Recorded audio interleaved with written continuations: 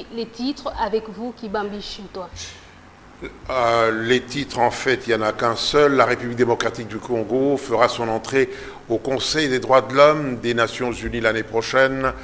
La RDC a été élue ce lundi. Elle a obtenu 151 voix sur 193 votants. Nous aurons en ligne la ministre des Droits humains, Marie-Ange Mouchobekwa, depuis New York.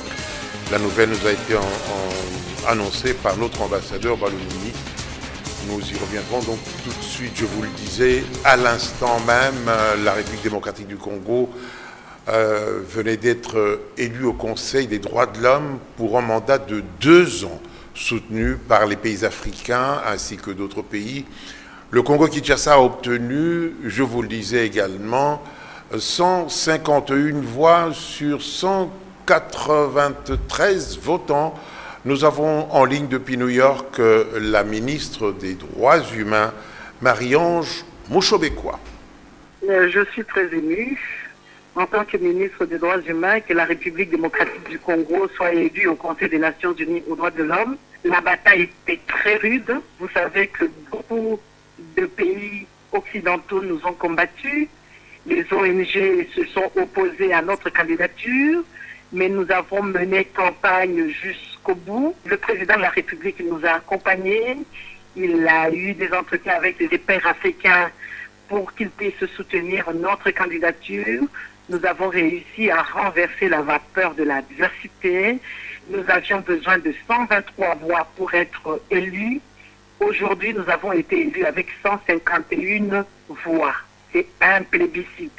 C'est une bonne réponse à tous ceux qui faisaient une campagne diabolique contre la République démocratique du Congo. Il n'y a aucun pays qui est exemplaire et parfait en matière de droits de l'homme. C'est un défi, c'est vrai, nous devons nous investir davantage à faire mieux et nous avons fait la promesse, et je réitère cette promesse du gouvernement congolais, de s'investir davantage dans l'amélioration de la protection et la promotion des droits de l'homme, dans la lutte contre l'impunité.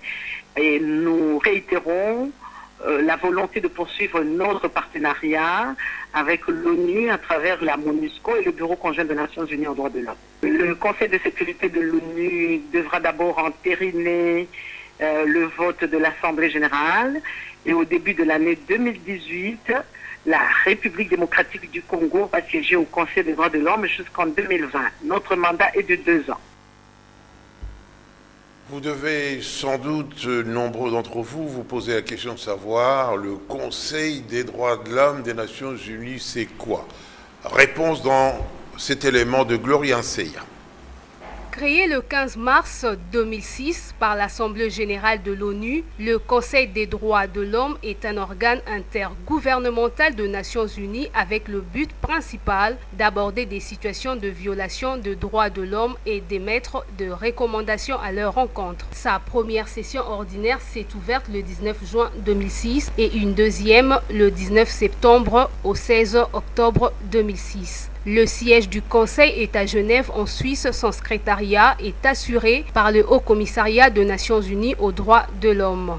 Le Salvadorien Joaquin Alexander Maza Martel en est le président pour l'année 2017. Composé des 47 États membres élus directement au scrutin secret, à la majorité des membres de l'Assemblée générale des Nations Unies qui ont la responsabilité de renforcer la promotion et la protection des droits de l'homme autour du monde. Sa composition respecte le principe d'une répartition géographique équitable, les sièges étant répartis comme suit: 13 sièges pour l'Afrique, 13 sièges pour l'Asie-Pacifique, 8 sièges pour l'Amérique latine et les Caraïbes, 7 sièges pour l'Europe occidentale et autres, et 6 sièges pour l'Europe de l'Est. Élus pour un mandat de 3 ans, les membres du Conseil ne sont pas immédiatement rééligibles après 2 mandats consécutifs. Le Conseil des droits de l'homme ne tient pas moins de 3 sessions ordinaires par an, pour un total d'au moins 10 semaines. Elles ont lieu en mars pour 4 semaines, juin pour 3 semaines et en septembre pour 3 semaines.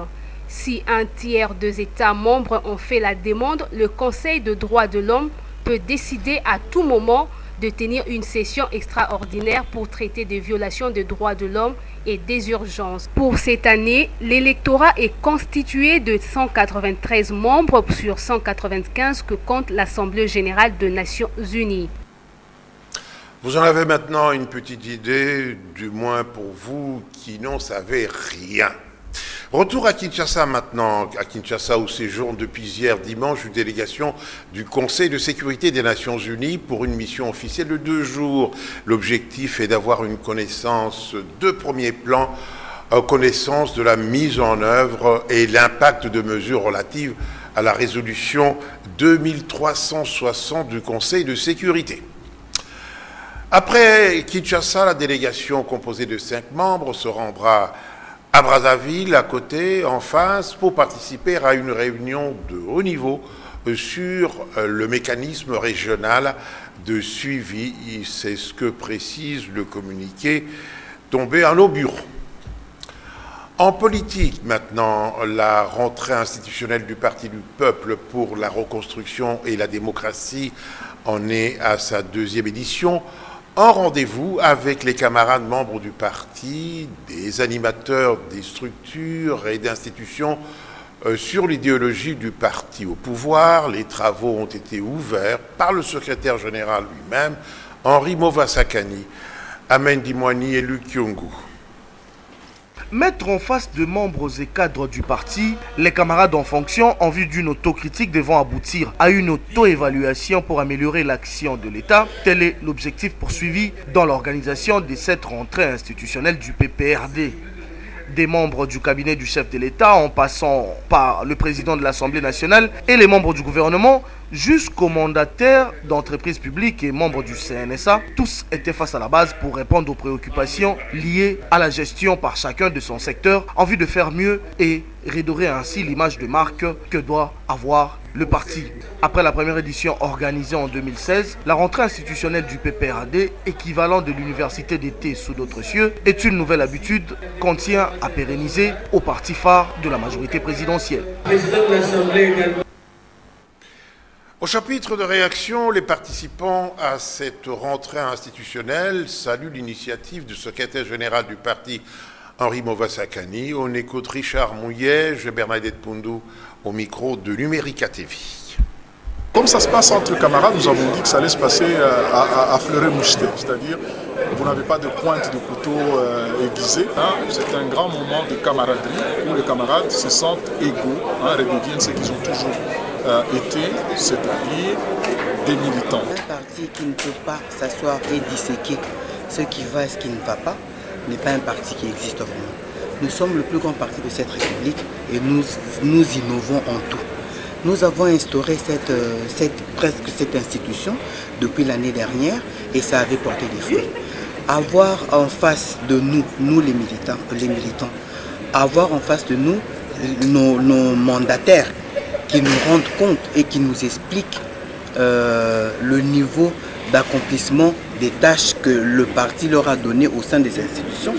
Nous devons rendre compte au souverain primaire parce que d'ici quelques mois nous devrions rentrer pour demander de renouveler la confiance. Il est important qu'une certaine période de l'année, pendant l'exercice du pouvoir, qu'on puisse rendre compte. Je crois que c'est une initiative louable. Nous l'avons fait à travers nos représentants dans les grandes institutions.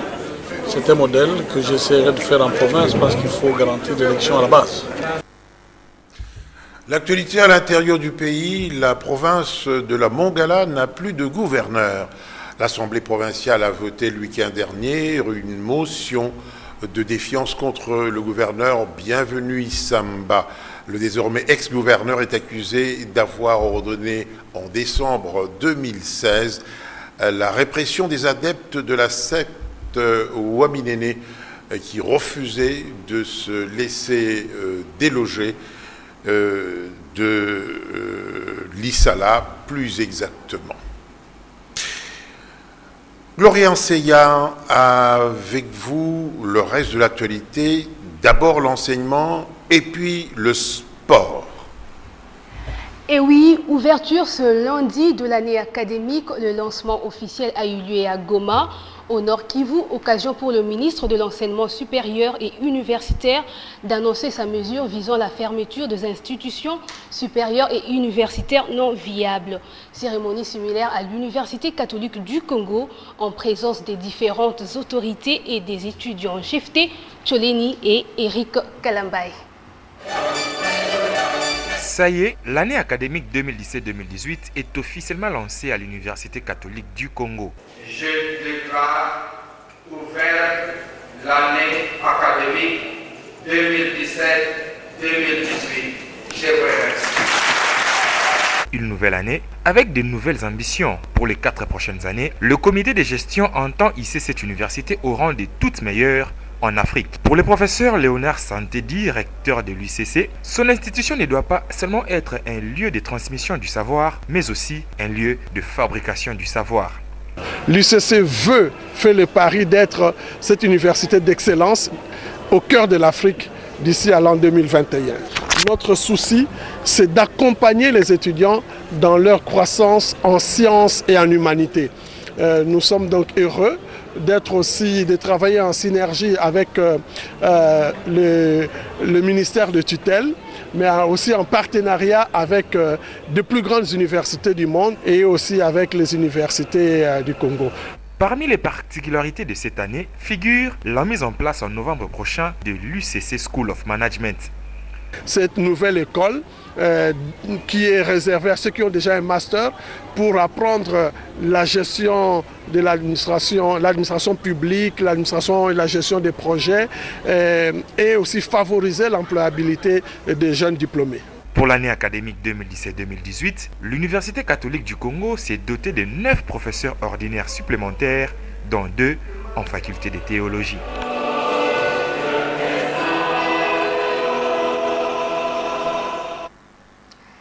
C'est une dure réalité aux allures d'un tabou. La presse écrite, les reportages télévisés, les médias en ligne sont truffés de fautes d'orthographe qui, la plupart du temps présents, passent inaperçus. Le bêtisier du journaliste en République démocratique du Congo de Bentley Kankonde, présenté le week-end dernier au centre Wallonie-Bruxelles, est une sorte de rappel à l'ordre en vue d'un bon usage de la langue française, écrite aussi bien que parlée. À la limite, vous allez l'entendre, bêtise de langage ne concerne pas que le journaliste Mouine Mouroufel et Eric Kalambay. L'auteur de l'apostrophe n'a pas sa langue dans sa poche, on le savait déjà. Dans ce type d'éditorial de notre genre, Bentley Kankonde Ndambu mêle désinvolture, impertinence intellectuelle, cultivant le paradoxe, mais surtout il porte un regard sans équivoque sur le respect de la forme, au-delà d'un humour grinçant. Le bêtisier du journaliste en République démocratique du Congo vient briser un tabou consacré par le code de déontologie. Comme une thérapeutique destinée à corriger les défauts de langage, poussés jusqu'à la caricature. Je crois que l'ouvrage de Ben Kankonde est d'abord un acte de courage. Un acte de courage parce qu'il faut le reconnaître. Si nous avons étudié la langue française et pour la pratiquer, et que c'est une langue officielle, je pense que normalement on devrait consacrer de grands efforts pour la correction de la langue française.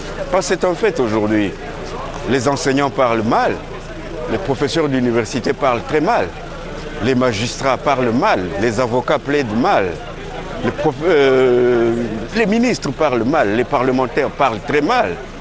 Et si les journalistes eux-mêmes écrivent mal, alors nous courons à la catastrophe. Donc, l'œuvre de Bentley Kankonde est d'abord une interpellation pour tous qui pratiquons la langue française et nous remettre en question.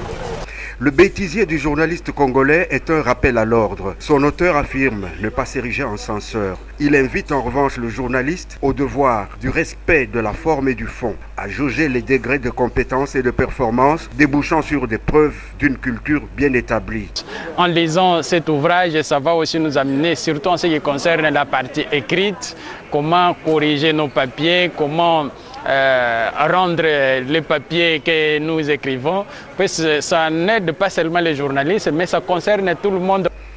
Mais qu'on ne s'y trompe pas, ce bêtisier comporte un volet universel, tant les journalistes ne rapportent en définitive que les perles glanées à tous les niveaux de la société, à commencer par les politiques, bien évidemment. En sport, la FIFA a publié ce lundi son classement pour le mois d'octobre sur le plan mondial. L'Allemagne reste toujours en tête. En Afrique, la Tunisie est la nation la mieux placée, 28e, devant l'Égypte, 30e, le Sénégal, 32e, la RDC, 35e et le Nigeria, 41e. Ce classement n'est pas comme les autres. C'est en effet sur ce classement que la FIFA va s'appuyer pour répartir les 32 pays qualifiés pour la Coupe du Monde 2018 lors du tirage au sort le 1er décembre à Moscou. Sport encore, remise et reprise ce mardi au siège de la Ligue nationale de football. C'est ce qui s'est dégagé ce lundi à l'issue de la réunion entre le comité exécutif de la Fédération congolaise de football et les membres de la nouvelle commission de gestion du championnat national Paul Kazozo et Théodore Chitone.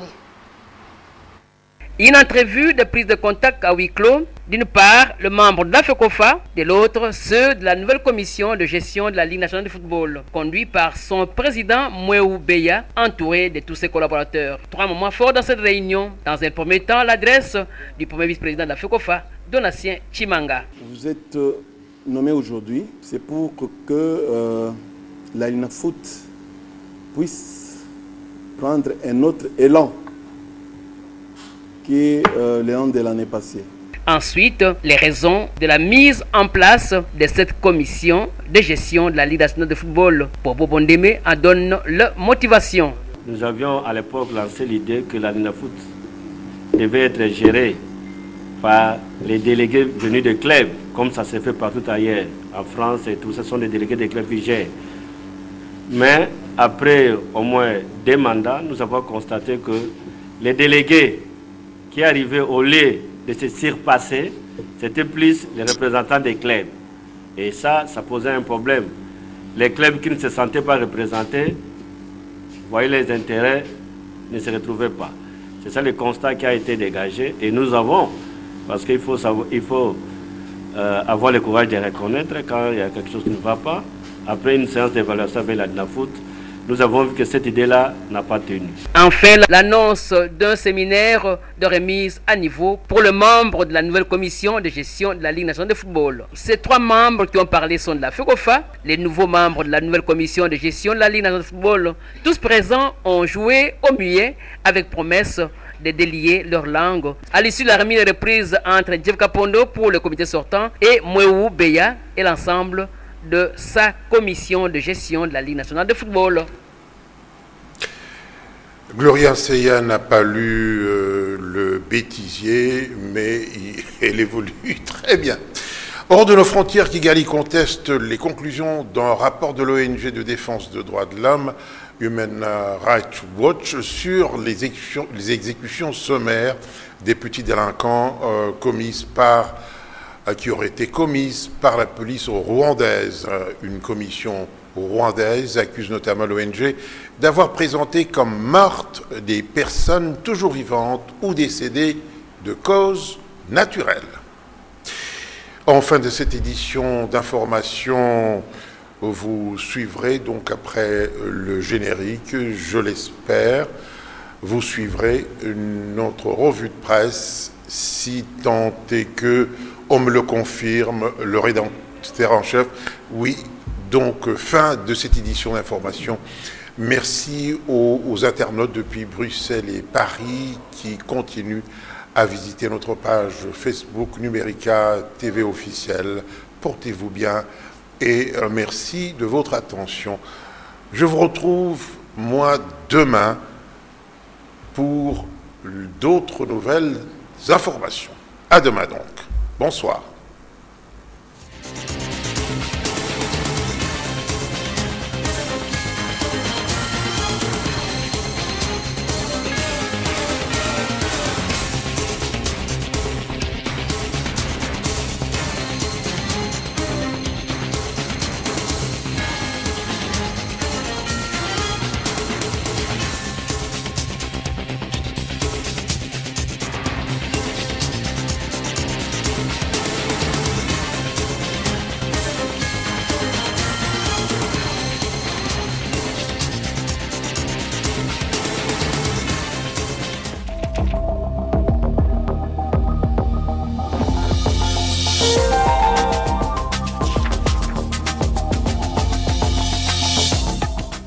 Le président sud-africain vient de séjourner à Kinshasa. Jacob Zuma est venu soutenir le processus électoral à en croire Forum des As. Extrait du communiqué conjoint en fin de visite, les deux chefs d'État réitèrent leur totale adhésion aux décisions pertinentes du 37e sommet de la SADC concernant l'évolution positive de la situation politique en République démocratique du Congo. Ou encore, toujours dans le style langue de bois, je cite, les deux chefs d'État ont réaffirmé leur détermination à consolider les acquis de la démocratie, de la stabilité, de la sécurité et de la prospérité en faveur du peuple de la région. L'avenir se félicite de ce que le journal appelle une coopération agissante entre les deux pays. La raison principale, la signature le 31 juillet 2017 de l'accord d'exemption des visas pour les détenteurs des passeports diplomatiques et des services aussi bien congolais que sud-africains, c'est-à-dire pour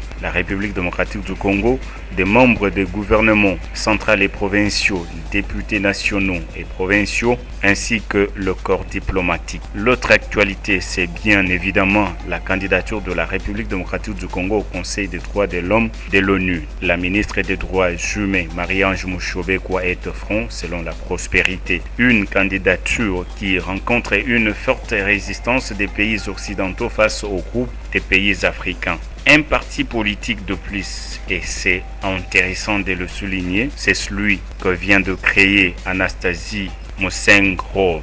Un non-événement, dites-vous. Pas tout à fait quand on sait que l'avocate est la veuve de feu Charles-Mondo Simba, l'un des fondateurs du G7, la fondatrice de la Convention des démocrates fédéralistes unis, lui rend d'ailleurs un hommage appuyé. En prenant l'initiative de créer ce parti, a-t-elle déclaré lors de la cérémonie de lancement de cette formation politique, j'ai estimé que c'était aussi une autre manière d'honorer la mémoire de mon formateur, feu Charles-Mondo Simba. Pour moi, cet immortel ne fut pas seulement un mari, mais aussi un encadreur. Les années que j'ai passées à ses côtés m'ont donné le goût de la politique et de son vivant. Il n'avait cessé de m'encourager dans ce sens.